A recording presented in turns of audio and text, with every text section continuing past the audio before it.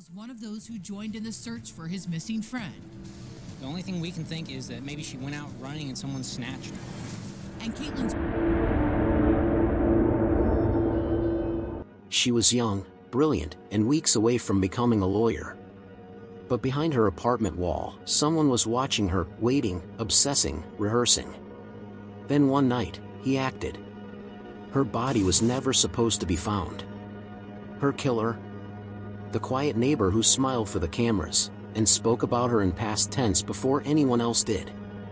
This is the story of Lauren Giddings, a woman full of promise, silenced by the darkness next door. You're watching True Crimes Now. If you want more real stories that haunt the edges of everyday life, subscribe and turn on notifications. The summer heat in Macon, Georgia was thick that week, dense, heavy, the kind that clings to the skin like something watching. In the heart of Mercer Law School's neighborhood, the sidewalks were quiet. Students had gone home for the break, the campus had slowed. But in one of the modest brick apartment buildings across the street, something was rotting.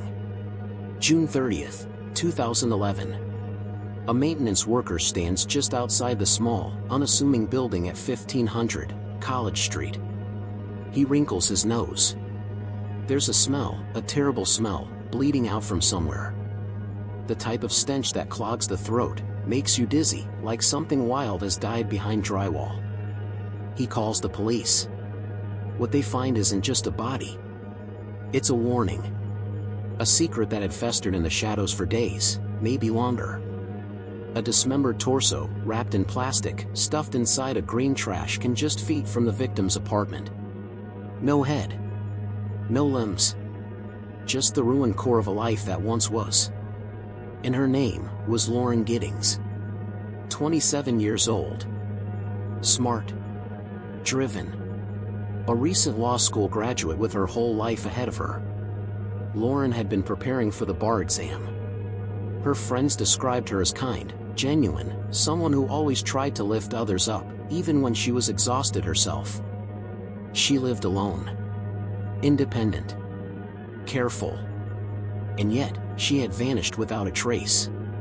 She hadn't shown up for a planned weekend trip. Her texts had stopped.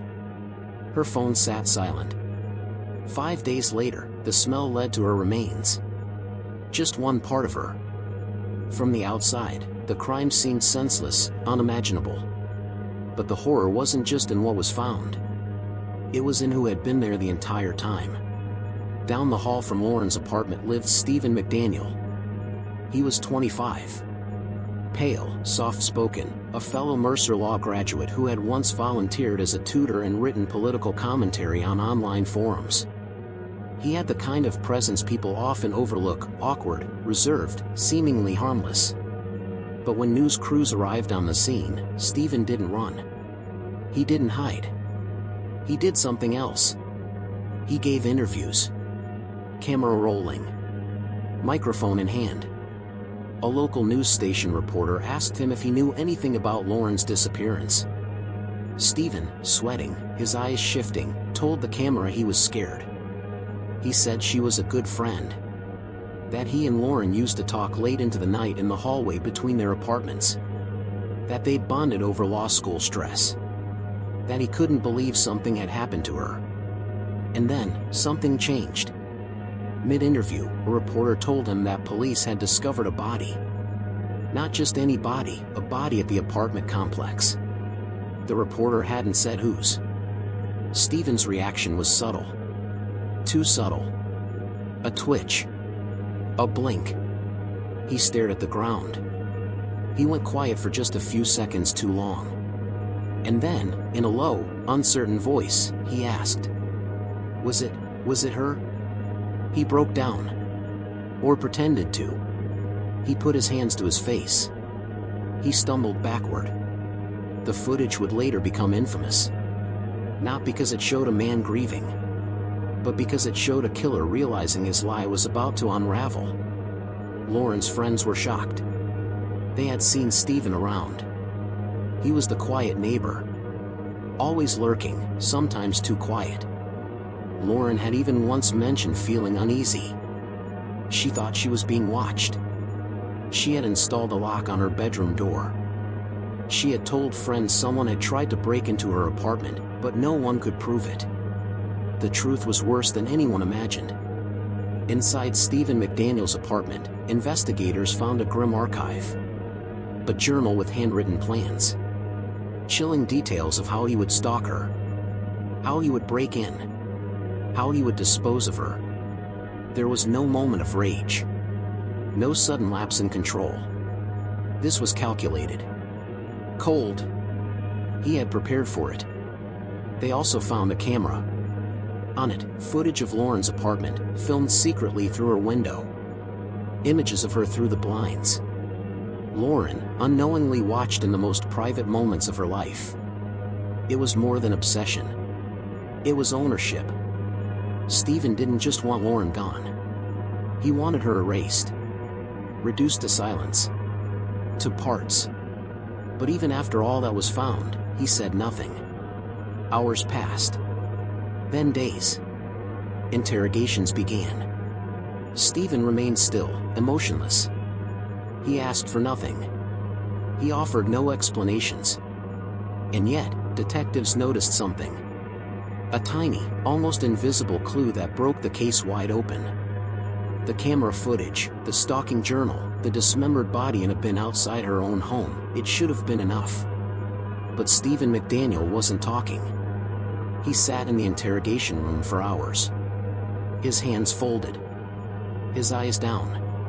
Detectives watched him through the glass, waiting for a crack. A moment of unraveling. It came not through confession, but through detail. On the torso they recovered, police noticed a small pink mark on the left hip. At first, they thought it might have been a scar or injury. But it wasn't. It was a piece of cloth. Fabric fused into flesh. The material matched a pair of underwear found hidden in Stephen's apartment. It wasn't just evidence, it was a message. Investigators realized this wasn't just about murder. It was about power. Violation. Domination. The crime had layers, and Stephen had studied them all. They kept pressing. The detectives began questioning him about the lock on Lauren's door, about the camera footage, the stalking logs, the tools. Crowbars. Latex gloves. Rope? All found inside his apartment. Stephen remained still. His breath barely moved the room. But then, his hand twitched. A tick. A nervous reflex. As they circled closer to the timeline, the movements began. Small at first. Then larger. A foot bouncing. A swallow too loud. The silence wasn't confidence anymore. It was collapse. They showed him photographs. Lauren's smiling face. Her graduation robe. Her running shoes at the edge of her bed. Stephen blinked. His mouth opened slightly. Then shut again. Something behind his eyes shifted. The cornered animal instinct. When they mentioned her torso, his throat moved hard. He asked for water. Then again. He kept drinking, like he could wash her memory out of his mouth. They showed him the video clip, the now infamous news interview where he feigned ignorance. Where he learned, live on air, that her body had been found. He flinched. "You knew," the detective said. "You didn't ask which body. You already knew." He didn't deny it. He didn't argue. He just whispered, "I need to go home." But home wasn't an option anymore. They had enough. On August 2nd, 2011, Stephen McDaniel was arrested and charged with the murder of Lauren Giddings. The media erupted.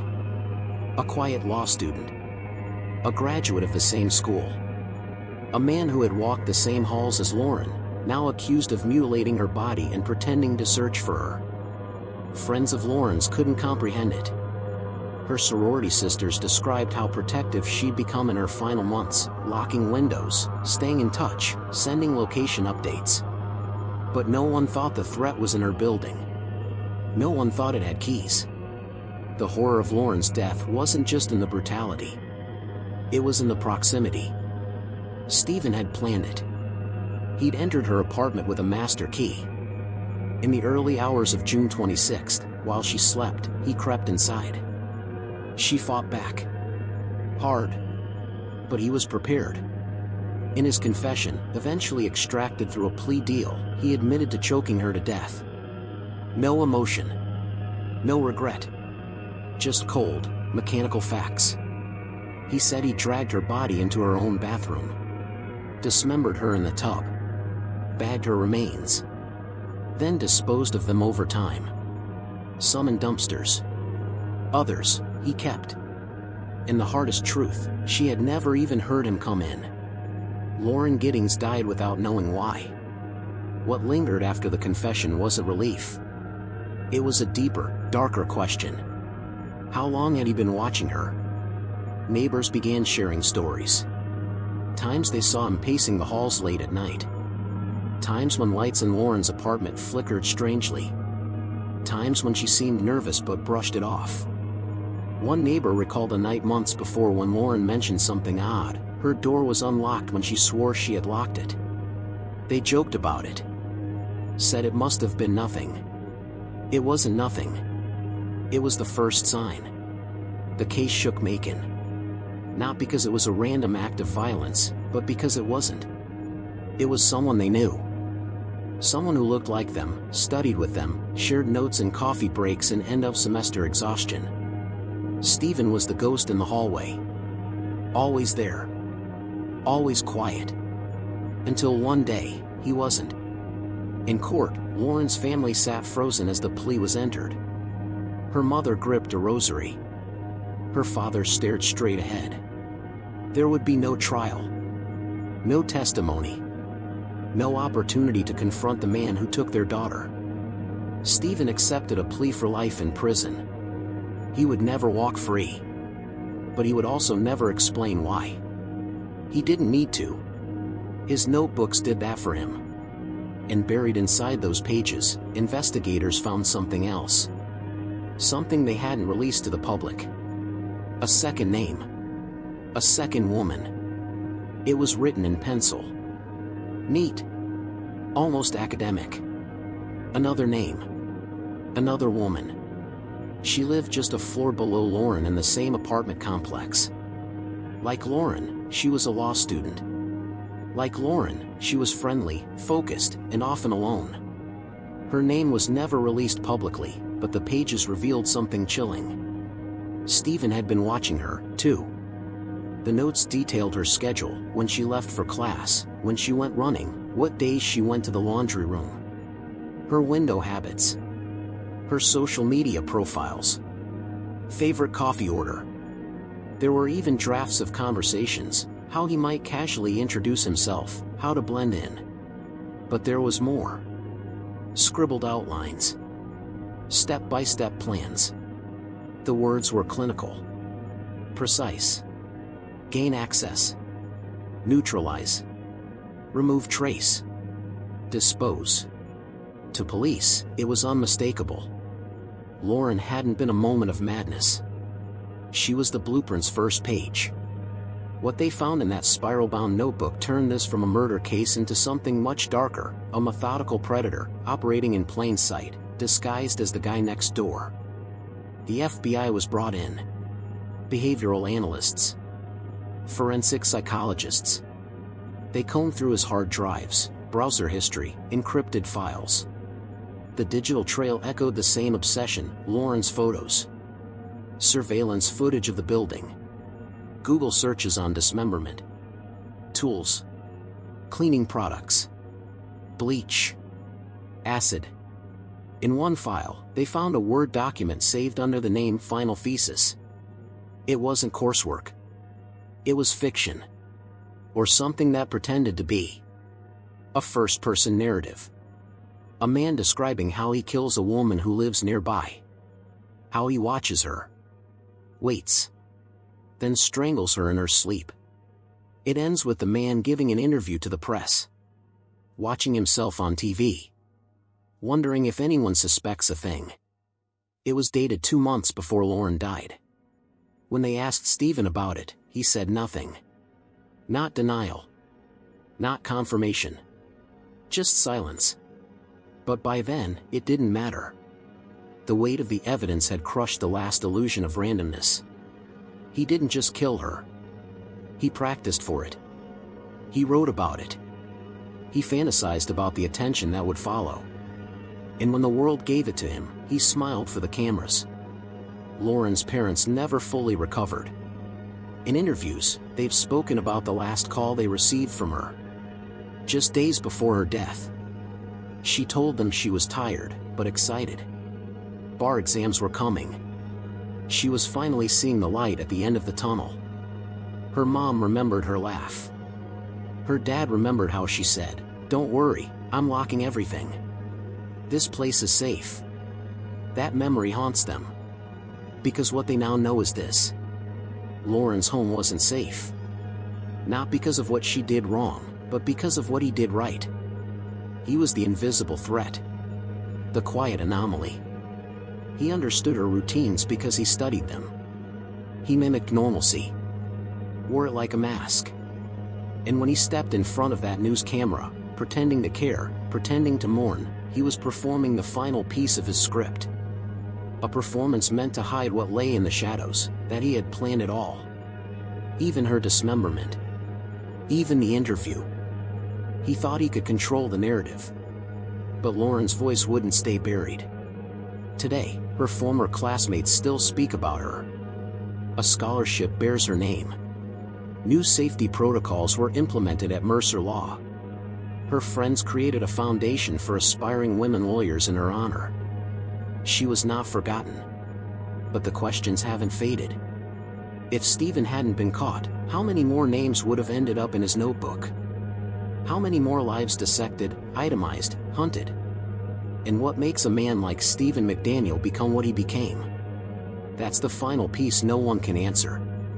There's no trauma. No history of abuse. No criminal record. No warning signs loud enough for anyone to have seen what he was capable of. He was just ordinary. Until he wasn't. Lauren Giddings never got to pass the bar. She never got to argue her first case. Never walked down the aisle. Never held her children. Never grew old. All of that was stolen by a man who watched from behind a wall. Who waited. Who rehearsed. Who smiled for the cameras while knowing the truth was hidden in the trash. She was only 27. But Lauren's name is not remembered for how she died. It is remembered for who she was. Smart. Driven. Kind. A daughter. A sister. A friend. A woman with a brilliant future who deserved to live it. And though Stephen McDaniel tried to silence her voice forever, he failed. Because her story still echoes. In classrooms. In courtrooms. On every screen that shows her smile. On every list of women taken too soon. She became a warning. But more than that, she became a legacy.